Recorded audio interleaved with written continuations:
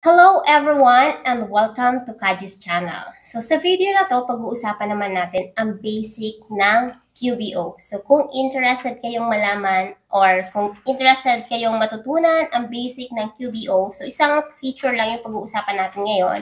Please keep on watching until the end. Do not skip para wala kang mamiss na tips and tricks na i-share ko throughout the video. So without further ado, let's get started!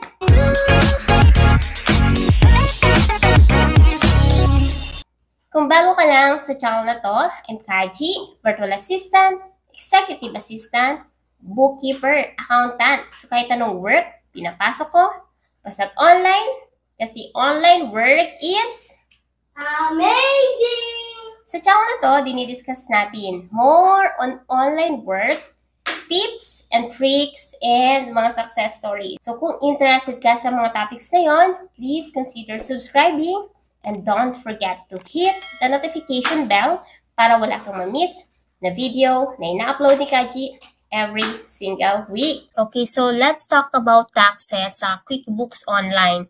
Dito sa dashboard, sa pinakababa, second to the last, ito yung taxes natin. So dito, pag click mo yan, ito yung way para makapag-set up ka ng tax rate kung saan mang country located si client mo, okay? So, in this example, ito kasi ay nasa Singapore, so naka-GST siya, okay? So, you can disregard yung GST, pero depende yan kung saan country. Madalas naman ginagamit si QuickBooks ay sa USA, so possible na yung US tax or sales tax rate yung isa-set up dito. Okay, so let's try to navigate yung ating taxes dito. So set up GST. Ayan, so tell us how you currently handle GST or yung tinatawag nating taxes sa kanila, okay?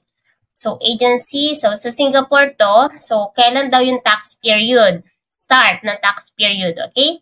So is it January, February, March, April, or November, December.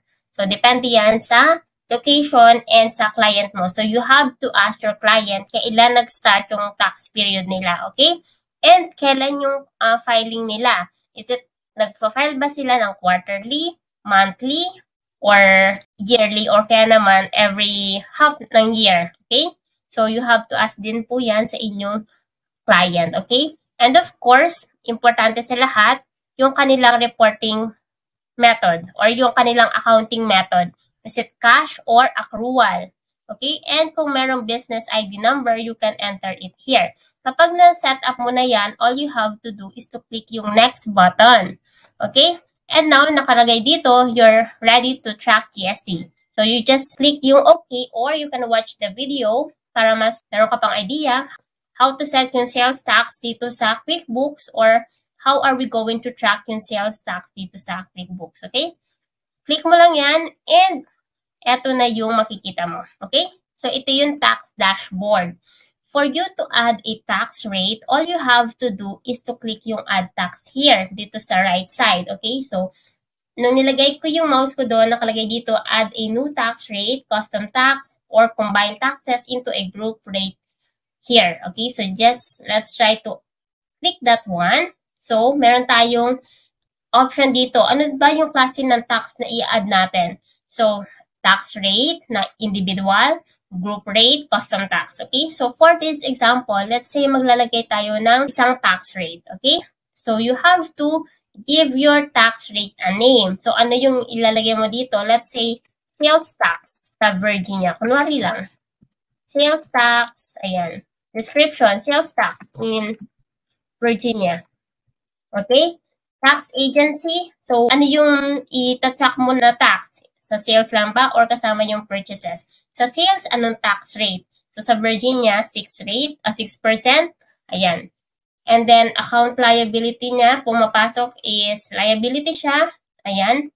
And show net amount on return line. So, ayan, select mo lang kung ano, total value of standard rated supplies, excluding or yung total value of zero-rated supplies, okay? Or not applicable. Depende yan sa magiging client nyo, okay? Kung itatrack nyo rin naman yung purchases, yung mga taxes sa purchases nyo, you can click here And you have to enter also yung tax rate ng purchases nyo, anong account siya papasok, liability, and yan. Ganun din kung paano natin ginawa yung tax rate, okay? So, kapag tapos na kayo dyan, i-click mo lang yung save, okay? And now, once na naka-add ka na ng tax rate, hindi mo na siya pwedeng i-edit, okay? Once na makakreate ka na, hindi mo na siya pwedeng ma-edit. Ang pwede mong gawin is to make it inactive, okay? So, halimbawa, gusto mo mag-edit ng tax rate, all you have to do is to click here, edit GST, edit rates, ayan. And makikita mo lahat yung mga available na rates na create mo, okay? So, kung gusto mo mag-inactive yung isang tax rate, all you have to do is click mo to, ayan. And then may nakalagay dyan, before you make this change, sabi dito, once inactive, we won't show you this rate on the transactions anymore. You can reactivate, o pwede daw, at a rate at any time. Okay, so, tapos tatanungin ka niya, are you sure you want to make this rate inactive? Yes or no? And then, for the example, yes. And, ngayon, inactive na siya. Okay? Kapag gusto mong mag-create ng panibagong sales tax, pero meron ka nang na-create before at ginawa mo siyang inactive, kailangan mong i-rename yung inactive rate mo sa ibang name kasi hindi ka na makakapag-create ng another tax rate na same yung name kahit naka-inactive pa yan, okay? So, make sure na magkakaiba yung pangalan ng tax rate mo para hindi ka magka-problema, okay? So, ganun lang siya, guys. And kung gusto nyong ipakita yung mga inactive, pwede naman, click mo lang si gear icon, include inactive, and lahat ng inactive ay makikita mo dyan. Ayan. Nakalagay na siya dyan. Okay? And kung gusto mo ulit mag-add ng tax rate, ganun ulit. Ayan, add tax rate. Anong klase ng tax?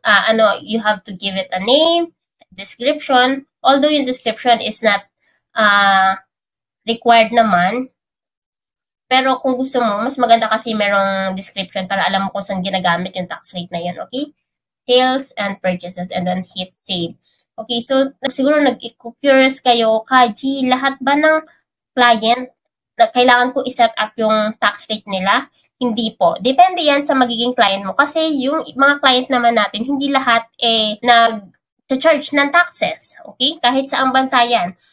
May mga client na yes, kailangan mong i-set up yan and kailangan mong hingin yung details sa kanila. Pero hindi lahat. Okay? So, before ka mag-create ng invoices or ng mga purchase order, you have to ask your client or during the onboarding, kailangan mo tinatanong si client mo kung meron silang mga tax rate. Kasi importante yan, lalo na sa US, para sa kanilang reporting at sa kanilang filing. So, sana marami kayong natutunan sa video na to. And kung meron kayong clarification, just let me know sa comment section and Kaji will try to answer that as soon as I can. Or kung mahirap i-explain sa comment, I'll try to make another video to explain everything. So, that's all for today and I hope to see you sa next video ko. Bye!